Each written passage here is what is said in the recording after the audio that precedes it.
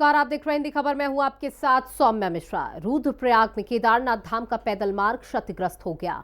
भारी बारिश के कारण जंगल चट्टी के पास गधेरे में भारी मात्रा में पत्थर और मलबा आने से यात्रा मार्ग बाधित हो गया। मलबे की चपेट में आने के कारण एक श्रद्धालु की मौत हुई है, 2 श्रद्धालु की घायल होने की सूचना है। हालात को देखते हुए सोनप्रयाग से केदारनाथ पैदल यात्रा स्थगित कर दी गई है। प्रशासन ने अगले आदेशों तक यात्रा स्थगित कर दी है।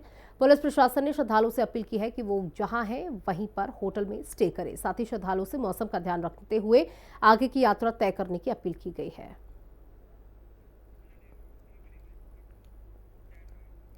रुद्रप्रयाग के गौरीकुंड क्षेत्र में रविवार सुबह हुए दर्दनाक हेली हादसे में 7 लोगों की मौत हो गई। 23 महीने की बच्ची भी इसमें शामिल है। केदारनाथ रूट पर आर्यन कंपनी का हेलीकॉप्टर क्रैश होने से घटना हुई। खराब मौसम को हेलीकॉप्टर दुर्घटना का बड़ा कारण माना जा रहा है। हेलीकॉप्टर दुर्घटना पर दुख जताते हुए मुख्यमंत्री पुष्कर सिंह धामी ने हेलीकॉप्टर संचालन को लेकर कड़े निर्देश जारी कर दिए हैं। वहीं इस हादसे को लेकर कांग्रेस ने सरकार पर जमकर निशाना साधा है। रुद्रप्रयाग एयर हादसे ने ली 7 की जान।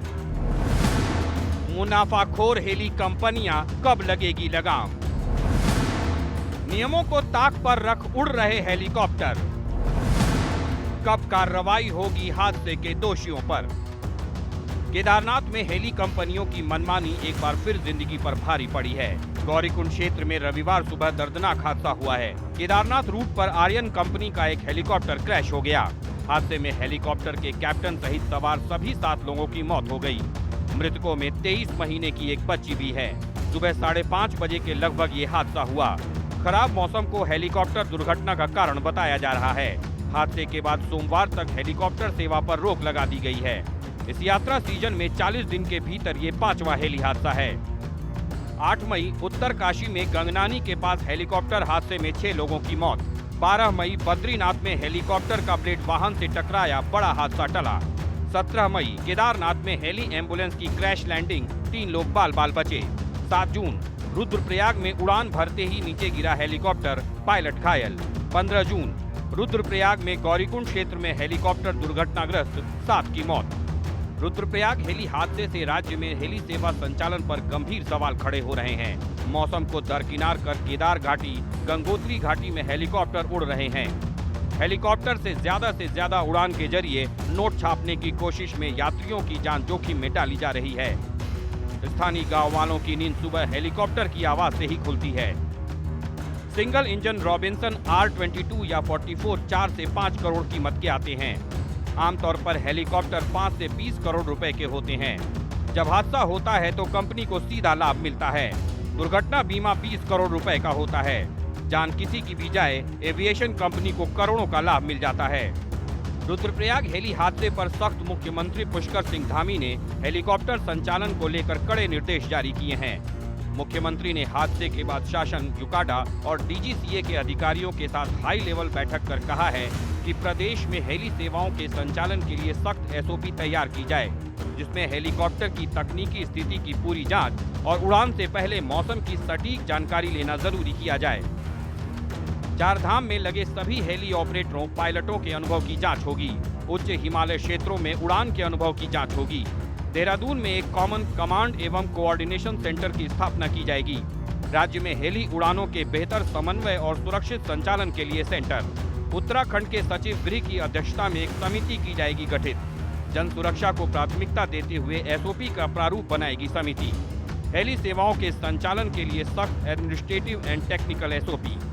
मुख्यमंत्री धामी ने रुद्रप्रयाग में दुर्घटनाग्रस्त हेलीकॉप्टर के संबंध में उच्च स्तरीय जांच के आदेश दिए हैं। मुख्यमंत्री ने कहा है कि हादसे के पीछे जिनकी भी लापरवाही पाई जाएगी, उन पर सख्त कार्रवाई होगी। बैठक में निर्देश दिए हैं कि एक सख्त SOP बनाई जाए, जिसमें किसी भी कीमत पर जो हमारे DGCA के रूल हैं, मानक हैं, उनके मानकों के साथ किसी भी प्रकार का कोई भी ढिलाई न बरती जाए। और जो उच्च हिमालयी क्षेत्र हैं, उच्च हिमालयी क्षेत्रों में चलने वाले पायलटों को उसका अनुभव हो, ये एविएशन कंपनियां भी सुनिश्चित करें। एक कंट्रोल एंड कमांड सेंटर यहाँ पर स्थापित किया जाए और जो इस घटना में दोषी हैं, जिनके कारण से घटना हुई है, उनको तत्काल उनके खिलाफ सख्त कार्रवाई की जाए। वहीं रुद्रप्रयाग हेली हादसे को लेकर कांग्रेस ने सरकार पर सवाल उठाए हैं।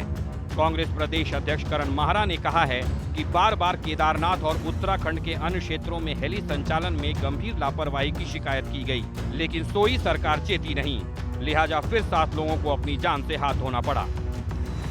हेलीकॉप्टर का दुर्घटनाग्रस्त होना निश्चित ही उस ओर को संकेत करता है कि ये सरकार सोई हुई है।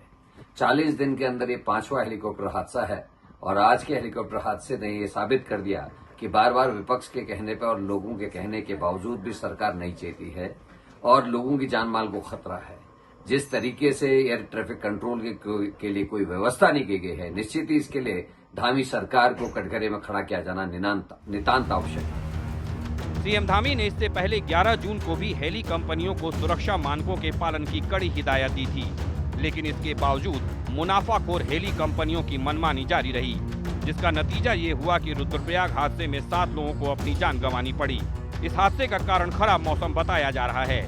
ऐसे में सवाल ये है कि खराब मौसम में इतनी सुबह क्यों हेलीकॉप्टर को उड़ाने की इजाजत दी गई?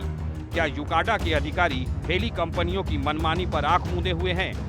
उच्च हिमालय क्षेत्र में मानकों की धज्जियां उड़ाकर पैसे कमाने की लालच में विक्रम ऑटो की तरह हेलीकॉप्टर का संचालन किया जा रहा है। सवाल ये है कि इस गंभीर लापरवाही की दोषी हेली कंपनियों और इस हादसे के जिम्मेदार अधिकारियों पर कब कार्रवाई होगी? देहरादून से संवाददाता शुभांगी भट्ट और दीपिका भंडारी के साथ ब्यूरो रिपोर्ट, हिंदी खबर। एक तरफ चारधाम यात्रा को लेकर श्रद्धालुओं में जोश है, लेकिन दूसरी तरफ आए दिन हो रहे हादसों से कहीं न कहीं डर की भी संभावना है। उत्तराखंड की चारधाम यात्रा शुरू हुई है 1 महीने और कुछ दिन हुए हैं, लेकिन रविवार को 5वीं हेलीकॉप्टर दुर्घटना हो गई, जिसमें 7 लोगों की जान चली गई। वहीं अल्मोड़ा पहुंचे केंद्रीय सड़क परिवहन मंत्री अजय टम्टा ने दुर्घटना पर गहरा दुख व्यक्त किया। उन्होंने कहा, अहमदाबाद और केदारनाथ की घटना से देश और प्रदेश के लोग आहत हैं।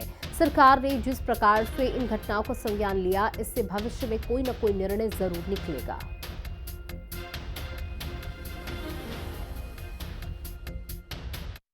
बहुत ही दुर्भाग्य हुआ है और देश के सारे लोग इन घटनाओं से, जो अहमदाबाद की घटना हुई, चाहे आज केदारनाथ की घटना हुई, से बहुत आहत हुए हैं। और चूँकि जिस प्रकार से सरकार ने संज्ञान लिया और संज्ञान लेने के बाद जो भी जिस सेक्टर से इसमें जो ये एविएशन के कारण से जो दुर्घटनाएं हुई हैं, उस पर आने वाले समय के अंदर ऐसी दुर्घटनाएं ना घट पाएँ, तो उसके लिए सरकार कोई ना कोई निर्णय बहुत जल्दी लेगी।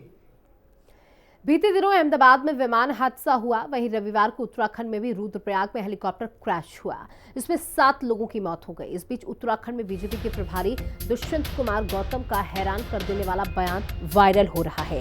हालांकि ये वीडियो कब का है, इसकी पुष्टि नहीं हुई। पत्रकारों ने हेलीकॉप्टर क्रैश को लेकर दुष्यंत कुमार गौतम से सवाल किया तो उन्होंने गुस्से में पत्रकारों को जवाब देते हुए कहा कि आप लोग ही 2-4 अच्छी योजनाएं चलाएं जिसमें लोग न मरे। अपनी बात पर जोर देते हुए दुष्यंत कुमार गौतम ने गुस्से में पत्रकारों से कहा कि आप अपने हेलीकॉप्टर चलाएं जिसमें लोग ना मरे, आप महापुरुष हैं। दुष्यंत कुमार गौतम ने पत्रकारों को कहा कि सब कुछ आपके हाथ में है, मृत्यु की।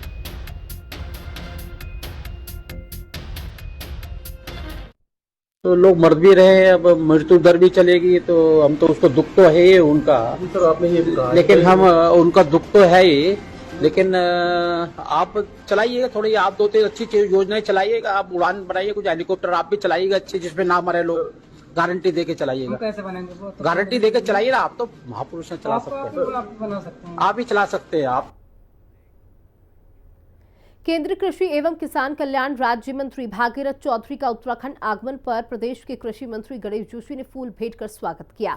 गणेश जोशी ने केंद्रीय मंत्री को बाबा केदार की प्रतिकृति भेंट की। गणेश जोशी ने केंद्रीय मंत्री के साथ उत्तराखंड को बागवानी का अंतर्राष्ट्रीय हब बनाने और पहाड़ों में खेतों की घेरबाड़ के लिए केंद्र सरकार से सहायता जैसे विषयों पर विस्तार से चर्चा की।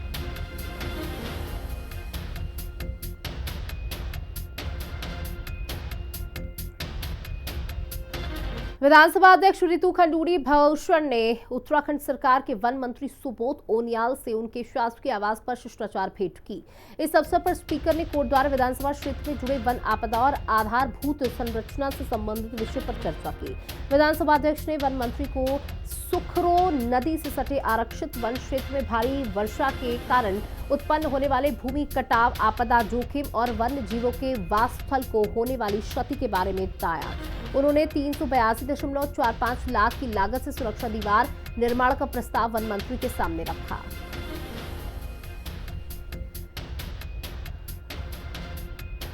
उत्तराखंड में त्रिस्तरीय पंचायत चुनाव में आरक्षण रोस्टर 2 दिन पहले जारी कर दिया गया, जिसके बाद अब सीटों के आरक्षण को लेकर शिकायत दर्ज करने के लिए समय दिया गया था, जिसके तहत कालाडूंगी विधानसभा के ब्लॉक कोटाबाग में भी कई ग्राम सभाओं की आपत्तियां दर्ज की गई। वहीं ग्रामीणों ने आरोप लगाया कि आरक्षण का जो मानक बनाया गया था उसके अनुरूप आरक्षण रोस्टर लागू नहीं किया गया। वहीं सहायक विकास अधिकारी पंचायत विनोद कुमार भट्ट ने त्रिस्तरीय पंचायत चुनाव को लेकर कोटाबाग ब्लॉक में 40 आपत्तियां दर्ज होने की जानकारी दी। इसमें जो ये आरक्षण नीति लागू हुई है और ये इसमें लोग संतुष्ट नहीं है, जिससे कि मतलब ग्राम पंचायतों में इसमें आक्रोश व्याप्त है, क्योंकि सभी लोगों ने आशाएं लगाई थी कि आरक्षण नीति सही ढंग से लागू हो, लेकिन इसको बार बार आरक्षण नीति में जो ये रिपीट करा जा रहा है उसमें लोगों में रोष व्याप्त है और इसलिए आज कोटाबाग ब्लॉक में आपत्तियाँ लगाई गई हैं ग्राम पंचायत के द्वारा। पत्रकार महोदय, मेरे विकासखंड कोटाबाग में कल और आज 14 और 15 को 2 दिन का सरकार द्वारा समय निर्धारित किया गया था आपत्ति प्राप्त करने का, जिसमें हमारे पास 14 तारीख को 10 आपत्ति प्राप्त हुई थी। जो है हमारे पास प्रधान पद हेतु 19 आपत्तियाँ, क्षेत्र पंचायत के सदस्य पद हेतु 13 आपत्तियाँ, जिला पंचायत सदस्य पद हेतु 6 आपत्तियाँ और क्षेत्र पंचायत प्रमुख के पद हेतु 2 आपत्तियाँ प्राप्त हुई हैं। कुल इस प्रकार 40 आपत्तियाँ अभी तक हमको प्राप्त हो चुकी हैं। गन्ना विकास समिति के चुनाव के लिए नामांकन पत्रों की बिक्री शनिवार को शुरू हुई। दोपहर बाद वापसी प्रक्रिया भी शुरू हुई, जिससे भारी भीड़ जमा हुई। भीड़ नियंत्रण में कर्मचारी और पुलिस लगे रहे। चुनाव अधिकारी पुष्कर सिंह पोखरियाल ने बताया कि लगभग 975 नामांकन पत्र बिके हैं। 16 जून को वैध नामांकन पत्रों की सूची जारी की जाएगी। चुनाव 20 और 21 जून को 6 और 5 चरणों में पारदर्शिता के साथ संपन्न होंगे।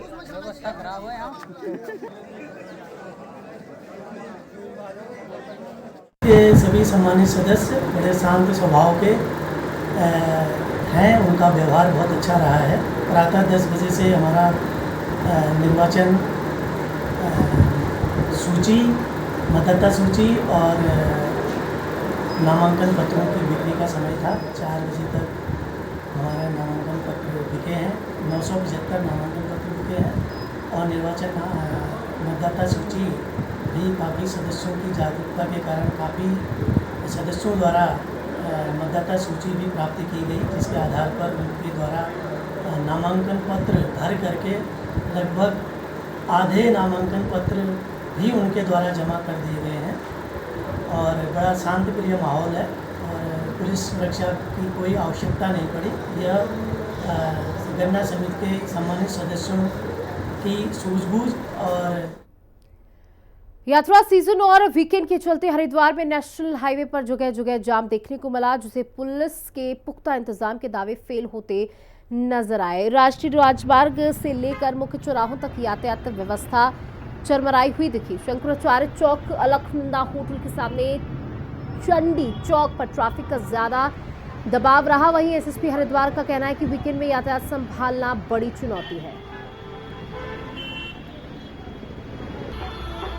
हरिद्वार पुलिस के लिए हमेशा की तरह ये वीकेंड भी बहुत चुनौतियां भरा रहेगा। इसमें पूर्व से हमारी तैयारियां काफ़ी हम लोग कर चुके हैं। सभी जो हमारे एसपी सिटी है, एसपी ट्रैफिक है और उनकी पूरी टीम लगातार पॉइंट टू पॉइंट हम लोगों के द्वारा इस पर फोर्स को डिप्लॉय किया गया है। जो हमारे रूट डाइवर्जन प्लान है वो इस बार हम सख्ती से लागू करेंगे और मुझे उम्मीद है कि इस वीकेंड को हम और भी बेहतर तरीके से संचालित करेंगे। इस वीकेंड में जो हमारा ट्रैफिक मैनेजमेंट है, ट्रैफिक रेगुलेशन है, वो अच्छे तरीके से किया जाएगा। मसूरी राजपुर ट्रैक रूट पर एक कार अनियंत्रित होकर लगभग 100 फीट गहरी खाई में जा गिरी। कार में 6 पर्यटक थे जो सेल्फी लेने के दौरान हैंड ब्रेक न लगाने की वजह से हादसे का शिकार हो गए। रेस्क्यू टीमों ने सभी को सुरक्षित बाहर निकाला और प्राथमिक उपचार के लिए अस्पताल भेजा।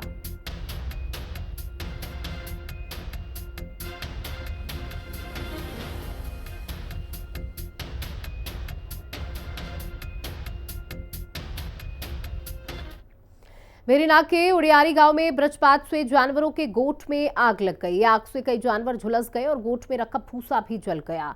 एसडीएम आशीष जोशी ने राजस्व टीम को मौके पर भेजकर नुकसान का आंकलन कराया।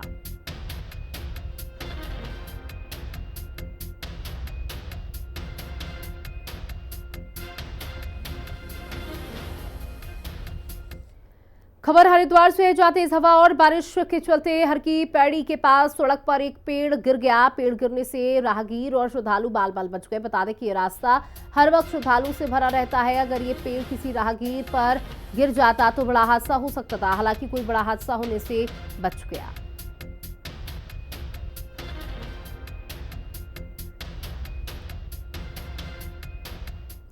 देहरादून में भारी बारिश ने जनजीवन अस्त व्यस्त कर दिया है। लगातार बरसात के कारण नदियां और नाले उफान पर हैं, जिससे कई जगह जलभराव और रास्तों में बाधा उत्पन्न हो गई है।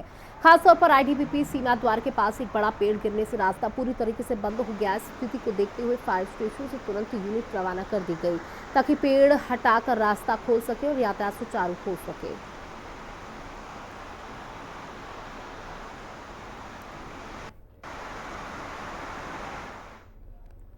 देहरादून में एक बार फिर से मौसम का मिजाज बदला है। तेज हवाओं के साथ तेज बारिश की शुरुआत हो गई है। काले घने बादल आसमान में छाए हुए हैं। मौसम विभाग ने पहले ही इसका अनुमान जताया था। 14 जून से सप्ताह भर तक मौसम में बदलाव की संभावना है। 13 जून के लिए मौसम विभाग ने ऑरेंज और येलो अलर्ट जारी किया है।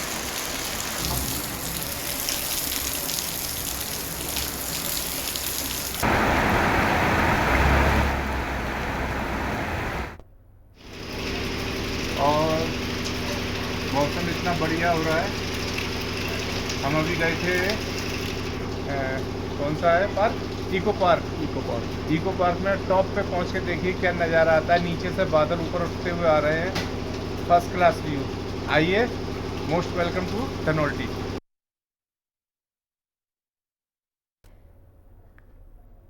धनौल्टी में हुई बारिश ने मौसम को खुशनुमा और सुकून भरा बना दिया। हरियाली से घिरी पहाड़ियां और ठंडी हवाओं ने पर्यटकों का मन मोह लिया। मेरठ से आए निखिल अग्रवाल ने इको पार्क के टॉप पॉइंट से घाटियों का नजारा बेहद खूबसूरत बताया और सभी को धनौल्टी आने का आमंत्रण भी दिया।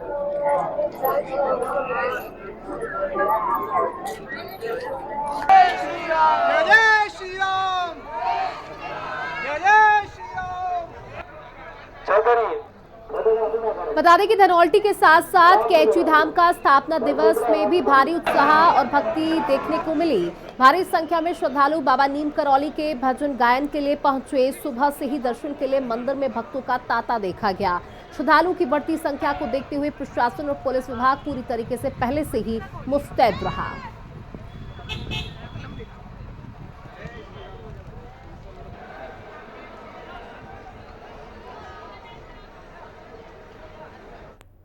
जिसका कैंची मेला है, इसके लिए लगभग पिछले 1 महीने से तैयारियां चल रही है और पिछले 1 वीक में तो जिला प्रशासन, पुलिस प्रशासन ने अपने लेवल पर बहुत बड़ी तैयारियां की है। उसी का नतीजा है कि आज जो है बहुत स्मूथ तरीके से दर्शन हो रहे हैं। हमारा शटल सर्विस हो, डाइवर्जन प्लान हो या दर्शन की जो व्यवस्था, सभी बहुत स्मूथ चल रही है। जो यात्री आ रहे हैं बहुत अच्छा उनका एक्सपीरियंस है, सभी अप्रिशिएट कर रहे हैं इन सब चीज़ों को। 1 लाख से भी अधिक की है और लगभग 2 लाख तक हम मान के चल रहे हैं कि श्रद्धालु जो है बाबा जी का आशीर्वाद प्राप्त करेंगे। अभी तक जो हमारे पास डाटा है 10 बजे का, वो 42,000 43,000 के आसपास है जिन लोगों ने बाबा जी के दर्शन कर लिए हैं, आशीर्वाद प्राप्त कर लिया है। बाकी आप देख ही रहे हैं कि लगातार सुगम दर्शन हो और किसी प्रकार की व्यवस्था ना हो, यही हमारा प्रयास है और लोग आसानी से दर्शन कर भी पा रहे हैं। लगातार मूविंग है, जो लाइन है श्रद्धालुओं की वो मूविंग है और शटल सेवा का सभी लोग लाभ उठा रहे हैं।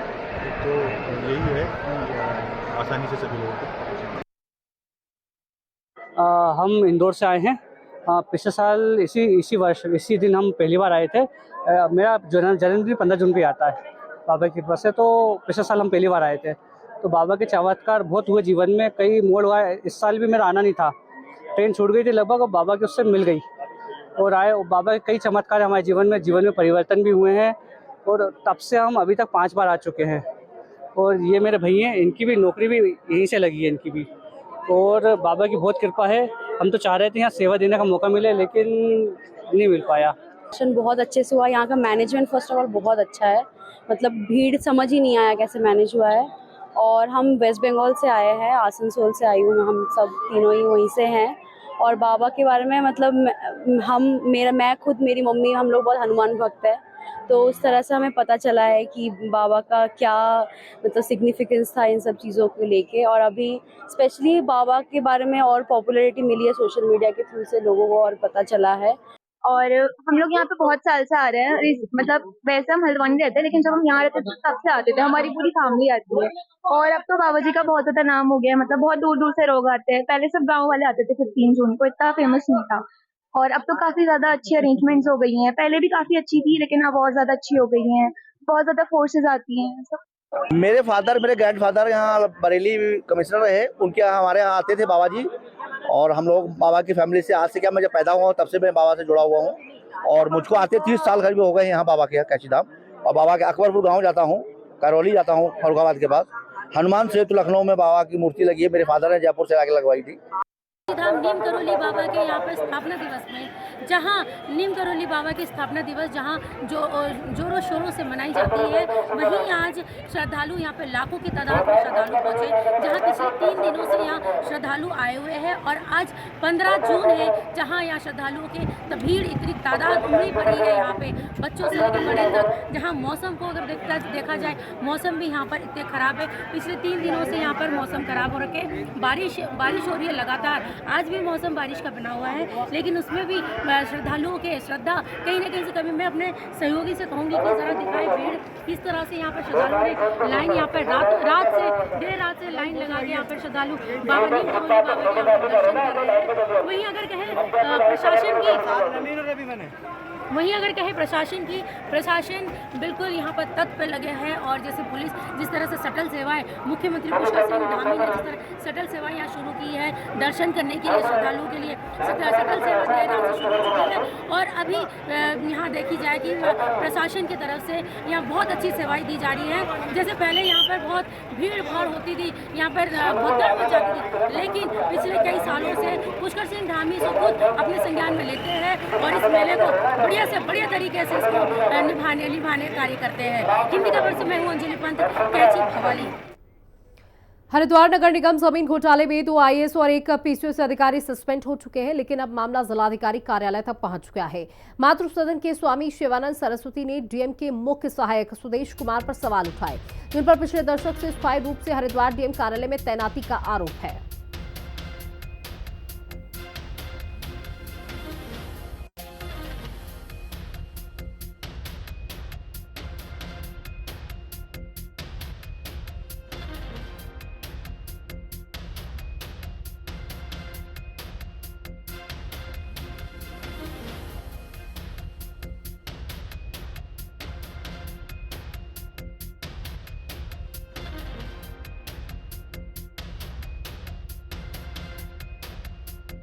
लुक्कर हैं, सुदेश कुमार हैं, डीएम के साथ 10 साल से हैं।